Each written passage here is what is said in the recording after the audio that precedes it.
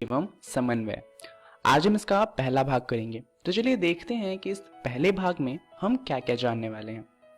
इस पहले भाग में हम पहले तो बात करेंगे नियंत्रण एवं समन्वय की, जहां पर हम ये जानेंगे कि आखिर नियंत्रण, कौन से नियंत्रण की बात हो रही है और आखिर किस समन्वय की हम बात करने वाले हैं।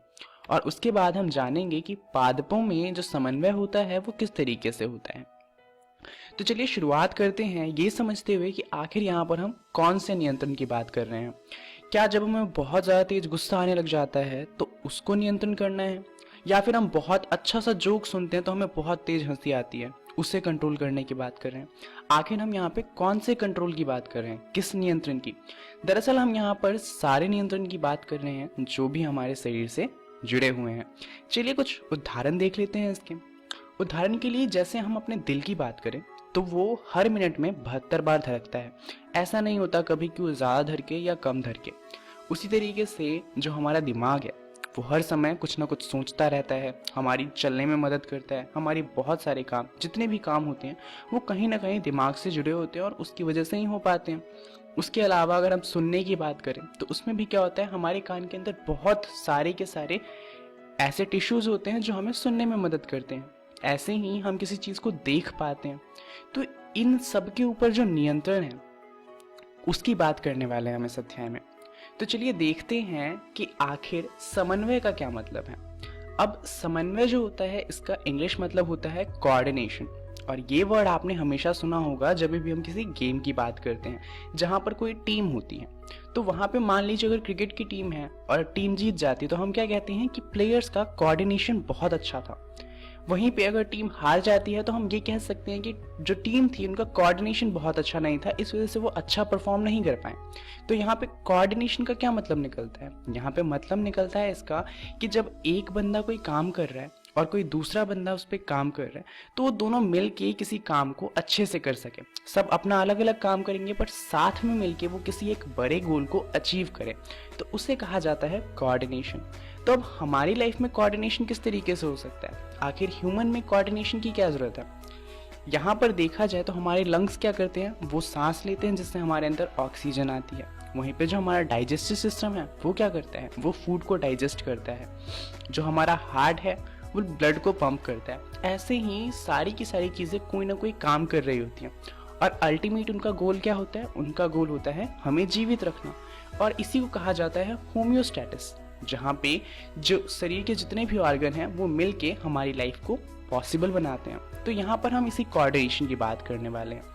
तो चलिए शुरुआत करते हैं ये जानते हुए कि हमारे शरीर में कितने तरह के कंट्रोल एंड कोऑर्डिनेशन होते हैं, यानी कि कितने तरह से नियंत्रण एंड समन्वय होता है। तो अगर हम इसकी बात करें तो ये दो तरह के होते हैं। पहला तो होता है हार्मोनल, जहाँ पे केमिकल की मदद से ये चीज़ होती है, यानी कि हमारी बॉडी में जितने भी ऑर्गन हैं उनमें से कुछ ऑर्गन कुछ रसायन बनाते हैं जिससे हमारी बॉडी में कुछ कंट्रोल हो पाता है। वहीं पे दूसरा तरीका होता है जो कि होता है तंत्रिका तंत्र से।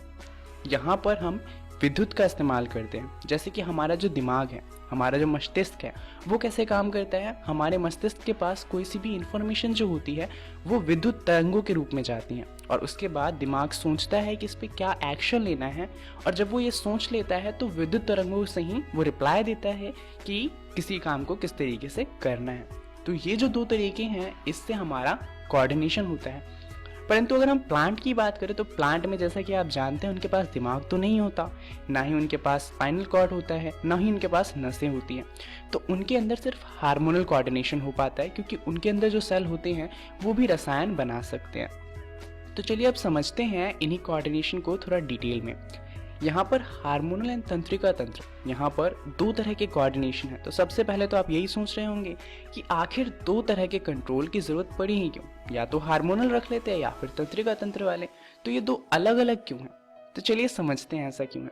दरअसल तंत्रिका तंत्र की बात करें तो हार्मोनल कोऑर्डिनेशन तंत्रिका तंत्र से अपेक्षाकृत धीमी गति से काम करता है, वहीं पर जो तंत्रिका तंत्र है वो बहुत तेज गति से काम करता है।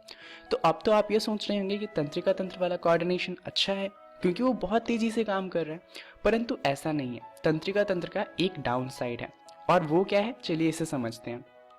यहाँ पर आप देख सकते हैं कि ये एक नॉर्मल सा पेड़ है। मान लीजिए कि ये आम का पेड़ है, तो अगर आप दो आम के पेड़ लगाएं तो क्या दोनों एक जैसे दिखेंगे? नहीं, ऑब्वियसली, किसी पेड़ में हो सकता है ज़्यादा पत्ते हों, ज़्यादा फल हो और दूसरे वाले में कम हो। परंतु मान लीजिए अगर हम अपनी बात करें और आपके हाथ में, एक हाथ में 5 उंगली हो और दूसरे में 10, तो क्या वो अच्छा लगेगा? ऑब्वियसली नहीं। अब मान लीजिए आपके हाथों में उंगली ना हो, आपके सिर से उंगली निकल रही हो, क्या आपको वो अच्छा लगेगा? ऑब्वियसली नहीं लगेगा। तो यहाँ पर जो तंत्रिका तंत्र वाला कोऑर्डिनेशन होता है उसमें ऐसी गड़बड़ हो सकती है। ऐसा क्यों? क्योंकि जो तंत्रिका तंत्र होता है वो हमारे हर एक कोशिका से नहीं जुड़ा हुआ होता। अब अगर हम चाहते हैं कि दोनों हाथ में सिर्फ 5 उंगलियां हों और जो उंगलियां हैं उनका भी आकार और साइज जो हो वो बराबर हो, तो ऐसा होने के लिए हमारे शरीर में जितने भी कोशिका हैं उन सबको बताना पड़ेगा कि उन्हें कितना ग्रो करना है, तभी वो बराबर में ग्रो कर पाएंगे। वरना राइट वाले हाथ को और लेफ्ट वाले हाथ को तो पता ही नहीं होगा कि उन्हें कितना ग्रो करना है। तो यहाँ पर तंत्रिका तंत्र हर एक कोशिका से नहीं जुड़ा हुआ, तो वो हर एक कोशिका को नहीं बता सकता। परंतु रसायन की बात करें तो वो रक्त से होता हुआ हर एक कोशिका तक जा सकता है। तो इसीलिए जो हार्मोनल कोऑर्डिनेशन होता है उसमें विकास जैसे कार्य जो होते हैं वो बड़ी कुशलता से किए जा सकते हैं, क्योंकि हार्मोन हर एक कोशिका को बता देगा कि उसे कितना ग्रो करना है और इससे दोनों हाथ की उंगलियां बराबर ग्रो हो पाती हैं। वहीं पे विकास जैसे कार्य जो होते हैं वो तंत्रिका तंत्र से कुशलता से नहीं हो सकते। तो तंत्रिका तंत्र से उन चीज़ों को कंट्रोल किया जाता है जिन्हें बहुत तेजी से कंट्रोल करने की ज़रूरत है।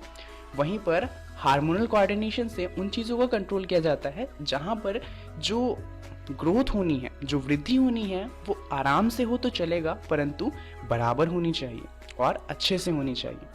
तो होपफुली आपको ये समझ आ गया होगा। अब चलिए बात करते हैं कि जो पादप हैं उनमें समन्वय किस तरीके से होता है। यहाँ पर हम हार्मोनल कोऑर्डिनेशन की बात नहीं कर रहे हैं अभी हम पादपों में जिस समन्वय की बात कर रहे हैं वो किसी बाहर के फैक्टर की वजह से बात करेंगे। जैसे कि मान लीजिए आप कोने में क्लास में बैठे हैं और आपका फ्रेंड आके आपको बार बार परेशान कर रहा है, तो उससे क्या होगा, थोड़ी देर बाद आपको गुस्सा आ जाएगा। अब आपको गुस्सा किसकी वजह से आया? आपकी फ्रेंड की वजह से।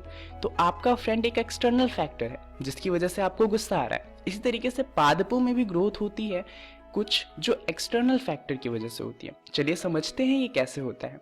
पादपों में जो ये गति होती है दो तरीके से हो सकती है। पहला तो है वृद्धि के कारण गति और दूसरा है जो वृद्धि से मुक्त गति है, यानी कि एक में प्लांट में ग्रोथ होगी और दूसरे में नहीं होगी। चलिए समझते हैं कैसे होता है ये। अब आप तो ये जानते हैं अगर आप एक प्लांट को किसी घर में रखें तो वो हमेशा क्या करता है, जहां पर खिड़की होती है उस तरफ मुड़ जाता है। ऐसा क्यों? क्योंकि खिड़की से उसे सूरज की रोशनी मिलती है। तो यहाँ पर जितने भी प्लांट होते हैं वो सूरज की रोशनी की तरफ मुड़ जाते हैं ताकि वो फोटोसिंथेसिस कर सके। तो यहाँ पर इसे कहा जाता है प्रकाशानुवर्तन। क्यों? क्योंकि जो प्लांट है वो सूरज की रोशनी की तरफ मुड़ रहा है। अब यहाँ पर एक्सटर्नल फैक्टर क्या हुआ? सूरज की रोशनी। खिड़की जहां पर होगी प्लांट उसी डायरेक्शन में मूव करेगा, और क्योंकि ये प्रकाश की वजह से मूव कर रहा है इसलिए इसे हम प्रकाशानुवर्तन कहते हैं। और क्योंकि ये प्रकाश की तरफ मूव कर रहा है इसलिए आप इसे घनात्मक प्रकाशानुवर्तन कह सकते हैं। वहीं पर अगर हम जड़ों की बात करें तो जड़ क्या करते हैं, वो सूरज से अपोजिट डायरेक्शन में मूव करते हैं, इसीलिए इसे हम ऋणात्मक प्रकाशानुवर्तन भी कह सकते हैं। इसी तरीके से दूसरा होता है जिसे हम इंग्लिश में कहते हैं जियोट्रॉपिज्म और हिंदी में इसे कहते हैं गुरुत्वानुवर्तन। अब इसमें क्या होता है, इसमें ग्रेविटी की वजह से गति होती है। जैसे कि जड़ें जो होती हैं वो हमेशा ग्रेविटी की तरफ मूव करती हैं, वहीं पर पत्ते क्या होते हैं, ग्रेविटी यानी कि गुरुत्वाकर्षण से अपोजिट दिशा में मूव करते हैं। इस तरीके से तीसरा होता है हाइड्रोट्रोपिज्म, जिसको हम हिंदी में कहते हैं जलानुवर्तन। अब आप समझ गए होंगे नाम से ही, यहाँ पर क्या होता है, जो प्लांट होता है उसके अंदर जो वृद्धि होती है वो जल की तरफ होती है।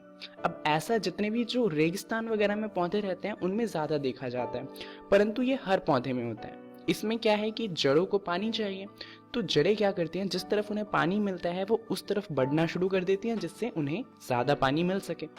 इसी तरीके से दो और तरह के मूवमेंट होते हैं।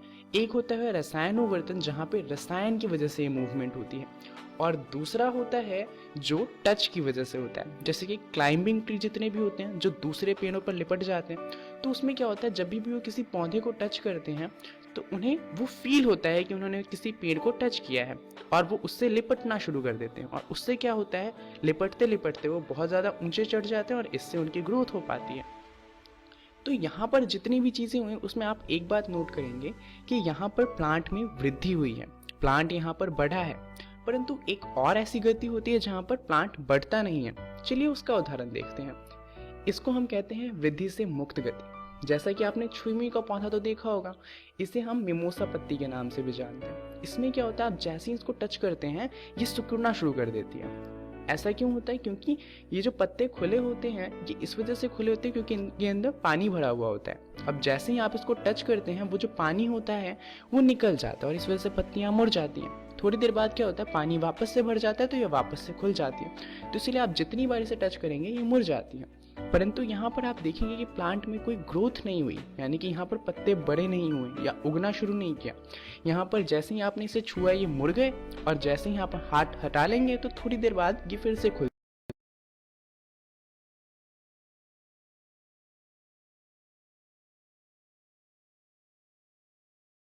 जाएंगे। तो यहाँ पे कोई वृद्धि नहीं हुई है।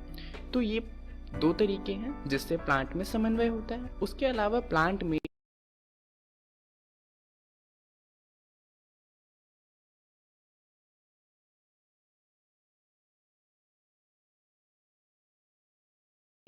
जो हार्मोन होता है उसकी वजह से भी समन्वय होता है। वो कैसे होगा वो हम आगे की वीडियो में देखेंगे। इस वीडियो के लिए इतना ही। चलिए देखते हैं इसमें हमने क्या क्या सीख लिया।